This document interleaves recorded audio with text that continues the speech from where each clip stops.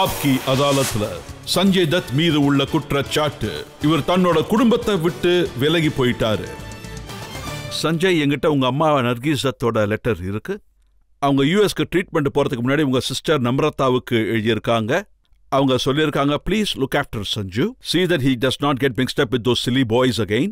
He is too stupid in his head. He does not realize what he is doing. அவங்க பிள்ளைய பத்தி அவங்களுக்கு ரொம்ப நல்லாவே தெரிஞ்சிருக்குன்னு நினைக்கிறேன். எனக்கு தெரிஞ்சு ஒவ்வொரு அம்மாவும் பசங்களை பத்தி இப்படிதான் பேசுவாங்க. அதாவது he is stupid, he is silly, பாவம் அவனுக்கு எதுவும் தெரியாது. ஆனா growing ப்ராசஸ்ல, அதாவது பிகாஸ் நான் நர்கீஸ் மேடத்தோட பையன்றதால இந்த பப்ளிக்ன்ற கண்ணாடியில வந்துட்டேன். இப்போவும் நிலைமை எப்படி இருக்குன்னா, உங்க கல்யாணத்துக்கு நீங்க உங்க 2 சிஸ்டர்ஸையும் கூப்பிடவே இல்லை. அப்படிலாம் இல்ல, நான் என்னோட 2 சிஸ்டர்ஸையும் கூப்பிட்டேன். ஆனா அவங்க தான் என்னோட கல்யாணத்துக்கு வரல. நான் 2 பேரையும் கூப்பிட்டேன். நீங்க 1 வருஷம் கழிச்சு உங்க ஆனிவர்சரிய கொண்டாடும் போதும் அவங்க 2 பேருமே வரல. அவங்களோட இஷ்டம். ஆனா நான் கூப்பிட்டேன். ஒரு பிரதரா, ஒரு மூத்த அண்ணன் பண்ண வேண்டிய கடமையை நான் செஞ்சேன். நான் கூப்பிட்டேன், அவங்க வருவாங்கன்னு நினைச்சேன். ஆனா வரல. உங்க ரிலேஷன்ஷிப் பார்த்துருக்கோம். பிரியா ஆகட்டும், நம்ரதா ஆகட்டும், ரொம்ப அழகான ஒரு ரிலேஷன்ஷிப். நீங்க ஜெயிலில் இருக்கும்போது பிரியா தத் சோனியாஜி மேடம் வீட்டுக்கு போனாங்க. லாயர்ஸை பார்த்து பேசிட்டு இருப்பாங்க. ஜெயிலில் உங்களை சந்திச்சாங்க. இந்த மாதிரி பல விஷயங்கள் செஞ்சாங்க. சஞ்சு சீக்கிரமா ஜெயிலேருந்து வெளியே வரணும்னு. அப்புறமும் ஏன் உறவுகள்ல இப்படி ஒரு விரிசல் ஏற்பட்டுச்சு? ரஜத் சார், நான் ஒரு விஷயம் சொல்லலான்னு நினைக்கிறேன்.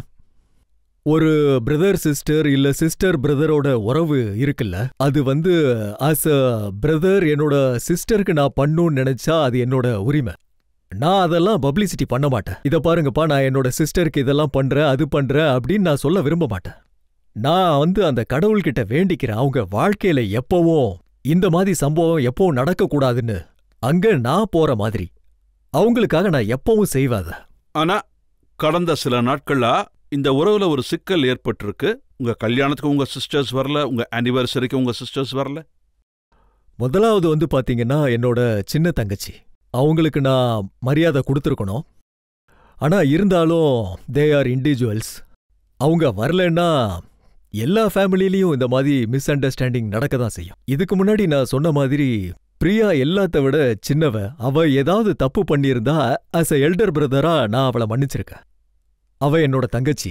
பிரியாவுக்கு ஒரு கட்டிப்பிடி வைத்தியம் பண்ணணும்னு உங்களுக்கு தோணலையா? எல்லா சண்டை சச்சரவும் முடிகிற மாதிரி.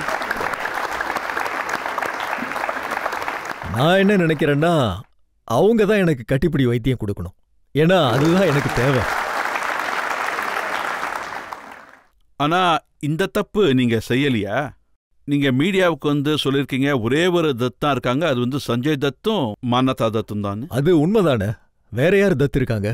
இது முன்னாடி ஒரு காலத்துல ஒரு வழக்கமா இருந்தது. அதாவது ஒய்ஃப் எல்லாம் ஹஸ்பண்ட் பேரையும் தன் பேரோட சேர்த்துக்கணும், புகுந்து வீட்டு பேரை தான் அவங்க வச்சுக்கணும். இல்ல ரஜத் சார், அது மிஸ் இன்டர்பிரண்ட் ஆயிருக்கு. ஒரு பொண்ணு ஃபாதர் நேம வச்சுக்க கூடாதுன்னு நான் சொல்லவே இல்லை.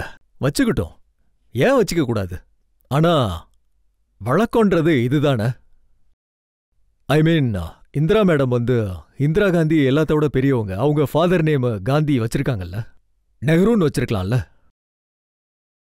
நான் ஒன்னும் தப்பா சொல்லிடலையே. ஆனா உங்களுக்கு இதுல விருப்பம் இல்லையா? பிரியா தத் சார் பேரை தாராளமா பண்ணட்டும். லெகசி யூஸ் பண்றது பிடிக்கலையா? கண்டிப்பா பண்ணட்டும். ஆனா என்னோட ஒய்ஃபுக்கும் அதே அளவு மரியாதை கிடைக்கணும். அவங்க என்னோட ஒய்ஃப், நான் அவங்களுக்கு மரியாதை கொடுக்கறேன். அதே அளவு மத்தவங்களும் மரியாதை கொடுக்கணும்.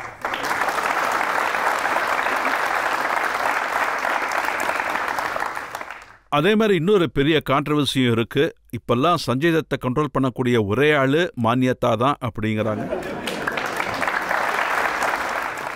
அப்படியே இன்னொரு விஷயமும் கேள்விப்பட்டேன், இதே துடிப்பு சஞ்சய் தான் இருக்கலாம், ஆனா அதை ஆள்றது மான்யதா தான் அப்படிங்கிறாங்க. அந்த இதய துடிப்புங்கிறது உண்மைதான்.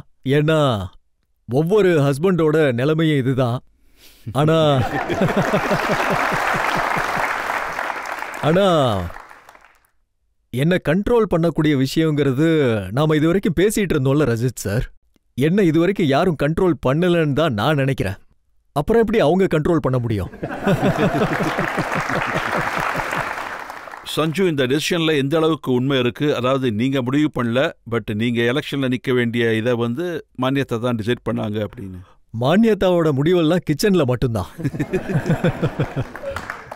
இன்னைக்கு பிரியாணி பண்ணலாமா இல்ல சிக்கன் பண்ணலாமான்னு. ஆனா ரஜத் சார், இது என்னோட முடிவு தான். அதே மாதிரி அமர் சிங்கோட முடிவும் இருந்தது. உங்க மொத்த ஃபேமிலியும் எவ்வளவோ துயரங்களை சந்திச்சிருக்காங்க. ஆனா துக்கத்துக்கும் மகிழ்ச்சிக்கும் இடையில எவ்வளவோ பிணைப்பு இருக்கு.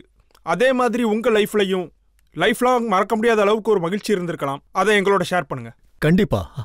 அதாவது என்னோட அப்பா வந்து ஃபர்ஸ்ட் எலெக்ஷன் ஜெயிச்ச போது அவரை பார்த்து எனக்கு ரொம்ப சந்தோஷமா இருந்தது. பப்ளிக் சப்போர்ட் அவ்வளோ இருந்தது. அது ரொம்ப மகிழ்ச்சியான தருணம். இப்போ எனக்கு கல்யாணம் ஆயிருக்கு. நான் ரொம்ப சந்தோஷமா இருக்கேன். நிஜமா. அதாவது நீங்க நிறைய கல்யாணம் பண்ணிட்டு இருந்திருக்கீங்க. ஆனா இப்ப மட்டும்தான் சார் நீங்க ரொம்ப சரியா சொன்னீங்க. இப்ப நீங்க படத்துல ஹீரோ. இப்ப நீங்க சினிமா கேரியர்ல இருக்கீங்க. உங்களால political career and cinema career ரெண்டையும் ஹேண்டில் பண்ண முடியுமா? அப்புறம் நீங்க மக்களுக்காக முன்னாபாய் MBBS இருக்க முடியுமா? நீங்க அந்த படத்துல அப்படித்தானே இருந்தீங்க. அதாவது ஆக்டிங் வந்து பாத்தீங்கன்னா என்னோட ஃபர்ஸ்ட் லவ் ஆக்டிங் தான். ஆக்டிங்னால தான் நான் ஆக்டரா இல்லாம நீங்க படம் பார்க்காம இருந்திருந்தா நான் சஞ்சய் தத் ஆயிருக்க மாட்டேன். முதல்ல உங்க எல்லாருக்கும் என்னோட நன்றியை நான் தெரிவிச்சுக்க விரும்புறேன். நீங்க எல்லாரும் எனக்கு அவ்வளோ ஆதரவு கொடுத்துருக்கீங்க. ஆனா இது ரொம்ப பெரிய ரெஸ்பான்சிபிலிட்டி. மக்களோட சேவை, அப்புறம் ஆக்டிங். அண்ட் நான் ஏற்கனவே ரஜத் சார் கிட்ட சொன்ன மாதிரி எனக்கு 50 வயசு ஆக போகுது. என்னால அதிக வேலையெல்லாம் செய்ய முடியாது. படத்தை கொஞ்சம் குறைச்சிட்டு பேலன்ஸ் பண்ண முயற்சி பண்ணுவேன்.